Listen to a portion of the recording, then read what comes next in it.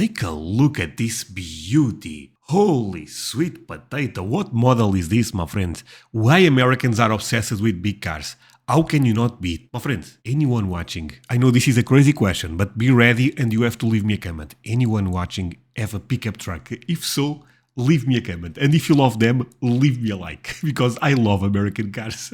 Today I'll be reacting to why Americans are obsessed with big cars. My friends, this is a great question, and I always wonder about that. But before I go into this, let me ask you for one thing. If you can leave a like, thank you so much. It's the best way to show support. Now, if you can subscribe, well, in that case, forget about it. You make my day. Have that in consideration. Link for the original video in my description. And what? Cadillac. Americans love big cars. Oh yeah. Big cars they're fun, they're roomy. I mean, this thing, when you go down the road in it, people notice it. The U.S. is the country of Cadillacs with massive tail fins and oversized pickup trucks. Holy. We are all about wide open spaces here, and we drive big cars because we can. I think this is a great point, to be honest, and I think that's probably the main reason there is so many big cars in America. The roads are big. In Europe it's not the case a lot of times. The parking lots are giant. Here not the case at all. So I think this is actually makes a lot of sense. And I tend to love American culture, as you guys know, so I find this fascinating.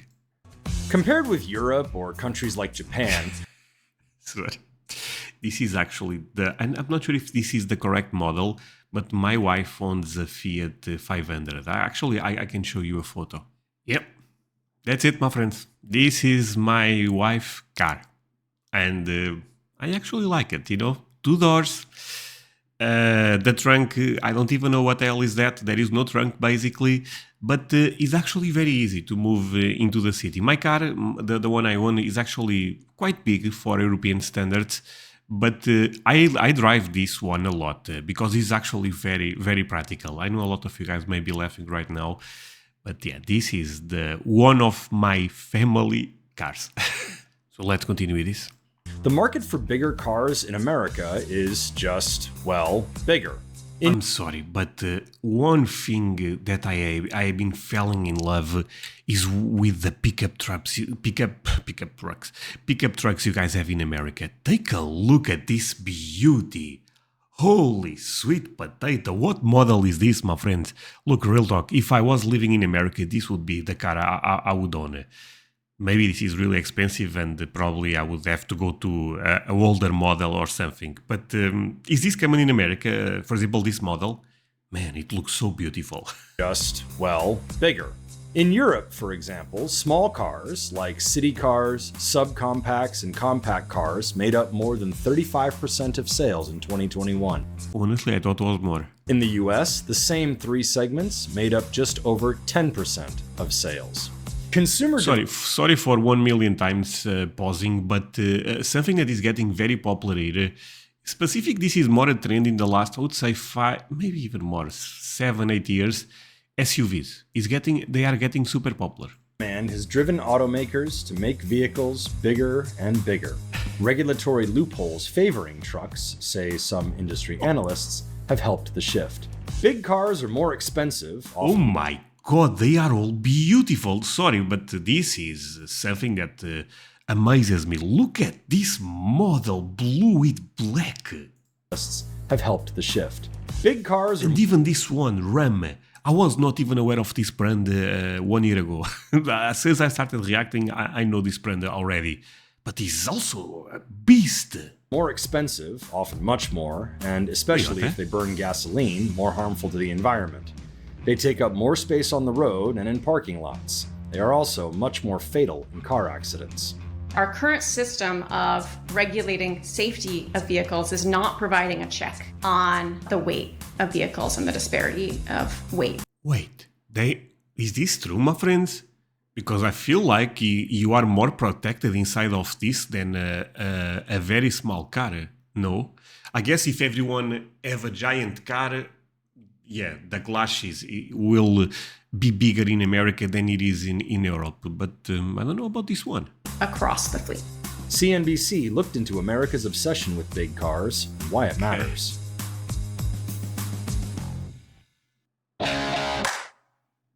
Holy shit. This car is huge. It's almost 20 feet. Why are they so big? Because they could be. Gas was a quarter when this car was made. I love the answer. So the thing about gas prices is also true. I mean, you need to, to sell your soul to pay for gas. And so, yeah, having cars that spend a lot of gas is crazy. Who cared what the gas mileage was? Yeah. And we wanted comfort, and we wanted style, and we wanted space. This is Rick Payton.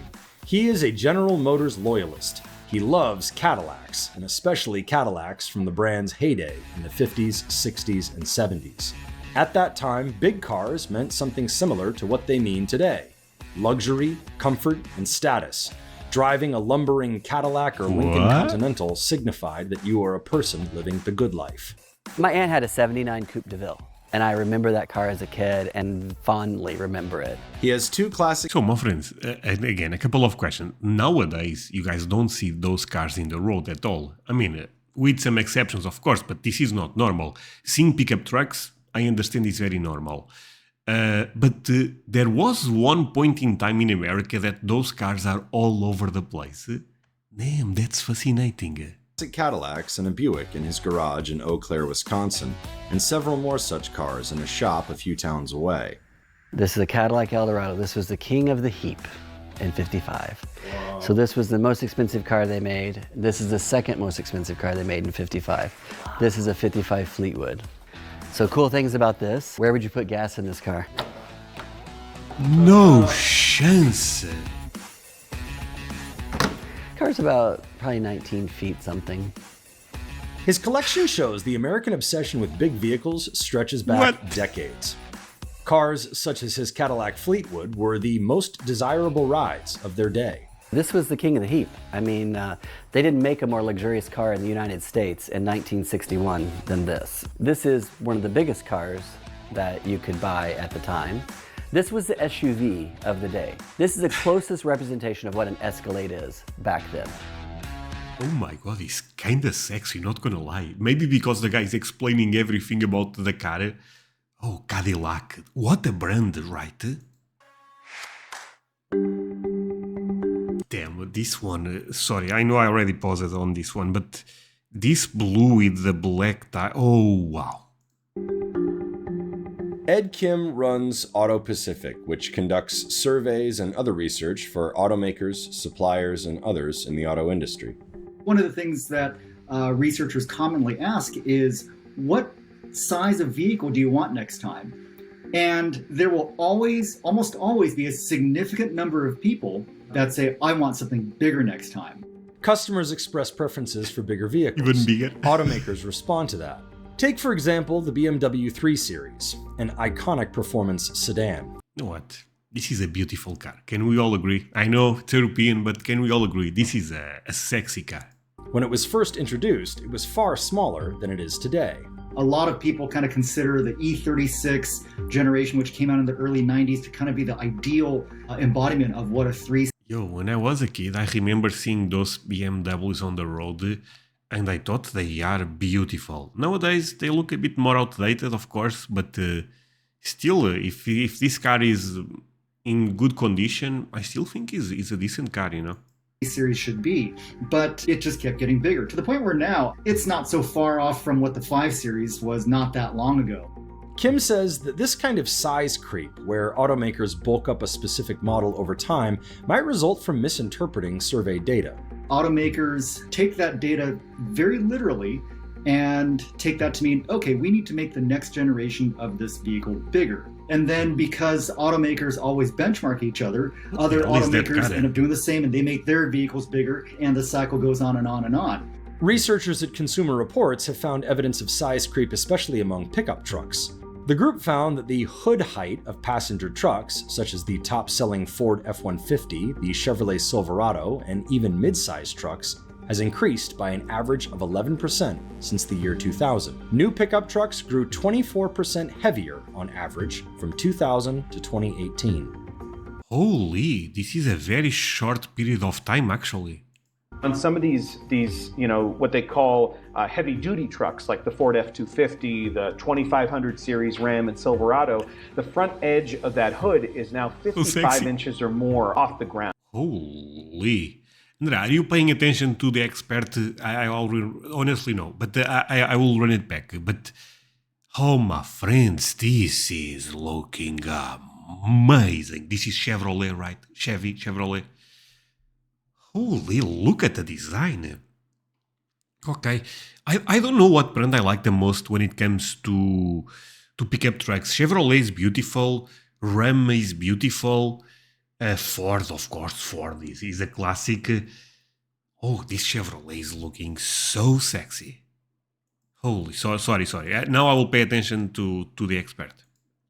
11% since the year 2000. New pickup trucks grew 24% heavier on average from 2000 to 2018. On some of these, what they call heavy-duty trucks, like the Ford F-250, the 2500 series Ram and Silverado, the front edge of that hood is now 55 inches or more off the ground, and that's as tall as the roof of some sedans. The reintroduced Ford Ranger is bigger than the outgoing version that was discontinued in 2011. In fact, when Ford dropped the old Ranger in 2011, it said it did so because not enough people were buying small trucks to keep producing it. It isn't necessarily that trucks themselves are getting bigger. It's more that when a bigger option is available, more customers buy it.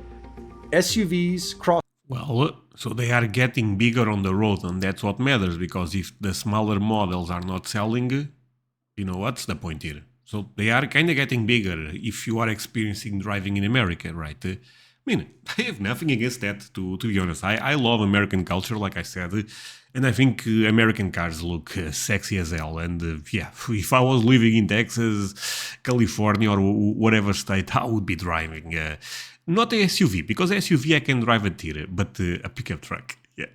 Crossovers and pickup trucks now dominate car sales.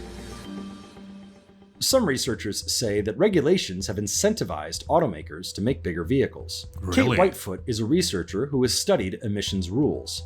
She says that when the government started regulating fuel efficiency in the 1970s, rules didn't take into account the size of the vehicles an automaker sold. But a lot of companies importing into the US market were selling smaller cars that by nature burned less fuel. So in the early 2000s, new regulations... One thing I was realizing on that footage, my friends, America always had beautiful cars. Take a look at the roads. Count the size of the vehicles Look an at that automaker beauty. sold. But a lot of companies importing into the US market were selling smaller cars that by Holy sweet potato. nature burned less fuel.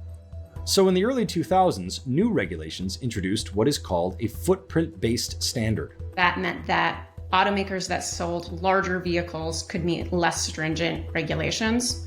And that was built out of this desire to kind of protect the US-based automakers and fairly distribute impacts across the different automakers. That created an incentive to build larger vehicles in three ways. One is that the standards themselves are based on the sizes of vehicles that automakers are producing. The more large vehicles they produce, the lower the regulatory target they have to hit is. That in itself can create an incentive to shift toward larger vehicles.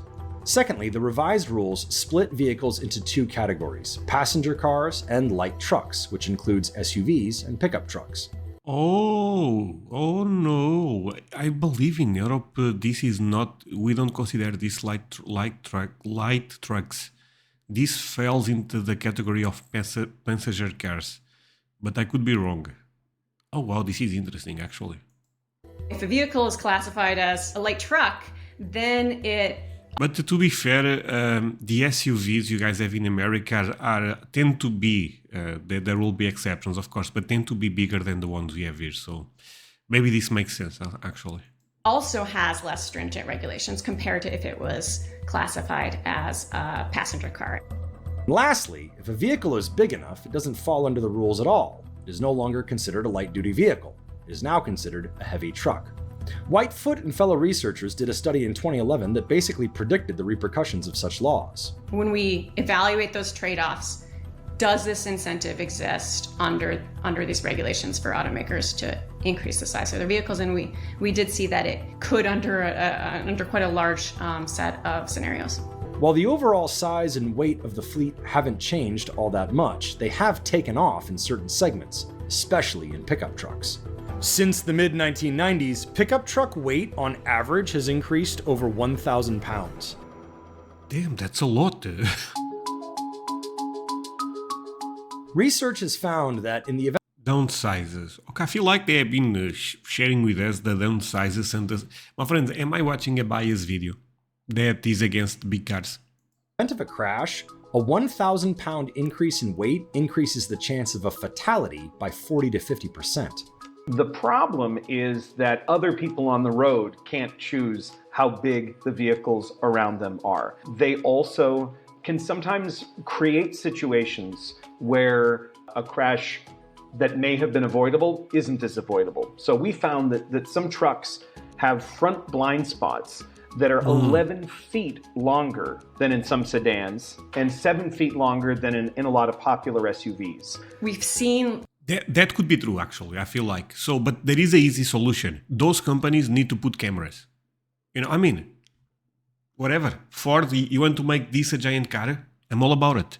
Put some cameras. Maybe they already have. And the thing with this is, don't you guys think cars are actually getting more safer over time? Because the amount...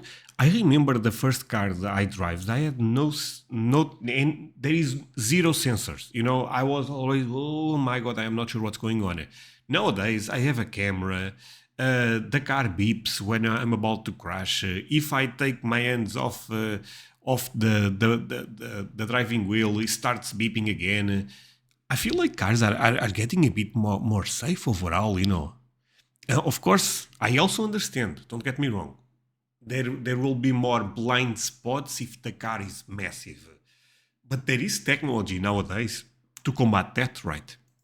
Like what we call an arms race in vehicle size and weight, because, you know, if I'm concerned about my own safety, I'm just concerned about, is my vehicle bigger and heavier than other vehicles around me? And so vehicles, as a result, get larger and larger and larger because people just want to outcompete each other. Big cars tend to be more expensive than small ones. We've seen... Is this the same model, my friends? Outcompete each other. Big cars tend to be more expensive. What the hell is this model? Oh my God. So the question of the video is, why Americans are obsessed with big cars? How can you not be? Take a look at this beauty. My friends, anyone watching, I know this is a crazy question, but be ready and you have to leave me a comment. Anyone watching have a pickup truck? If so, leave me a comment. And if you love them, leave me a like, because I love American cars. Than small ones. We've seen median transaction prices rise pretty considerably over the last few years.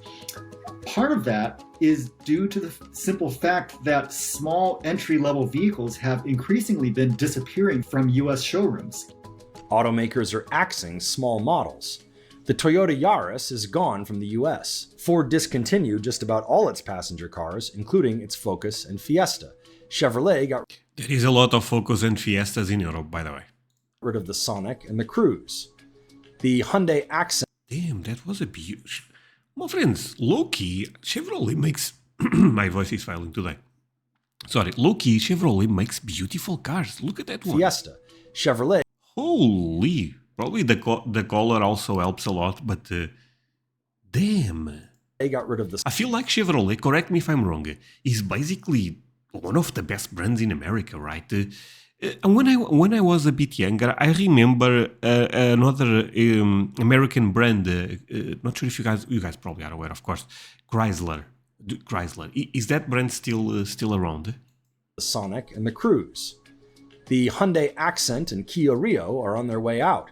The Nissan Versa sells just a fraction of what it used to.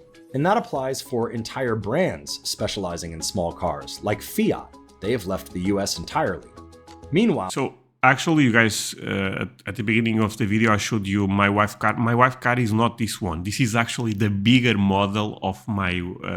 This is basically the SUV version of the car my wife owns. specializing in small cars, like Fiat. They have left the US entirely. Meanwhile, Fiat is all Fiat's over the American place. sister brands, Ram and Jeep, have become tremendously successful, selling some of the most popular vehicles available today: big SUVs and pickup trucks. While small cars are tough to sell in much of the US, they are still popular where roads are too narrow, gas is too pricey, and parking too scarce to justify hulking pickups or SUVs. But So do you guys want to see the first car I own and the first car I bought? The first car I own, my parents gave it to me. I will show it to you. I know this is a bit all over the place, this video. I'm sorry for that, but leave a like if you still enjoy this type of reactions. My friends, take a look at this beauty. André, are you Marge of Simpsons? No, but I was driving this wagon. So this was my first car. This is a Fiat Marea. It was very popular around that time. When I got it was already very old.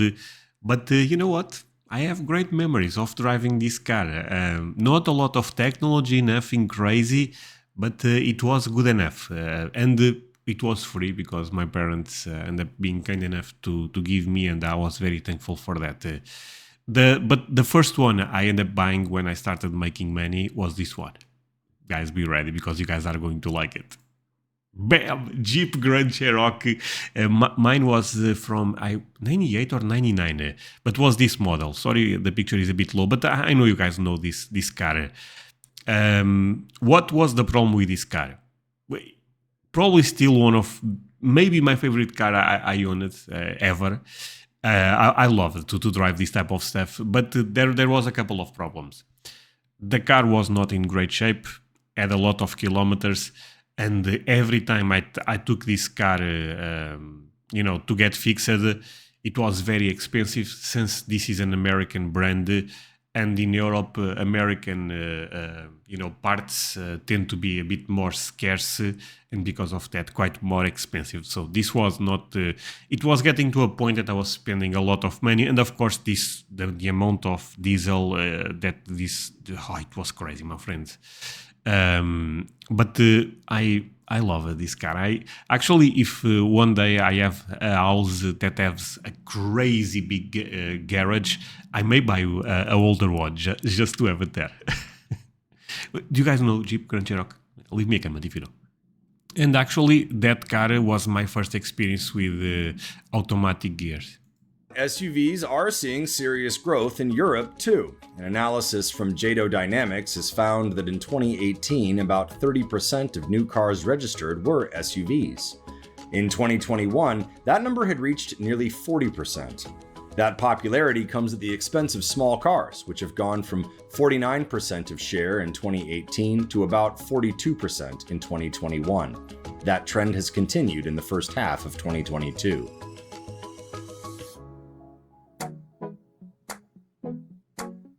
There's a possibility that the rise of electric vehicles could change all this. Electric powertrains take up a lot less space in cars than do internal combustion engines.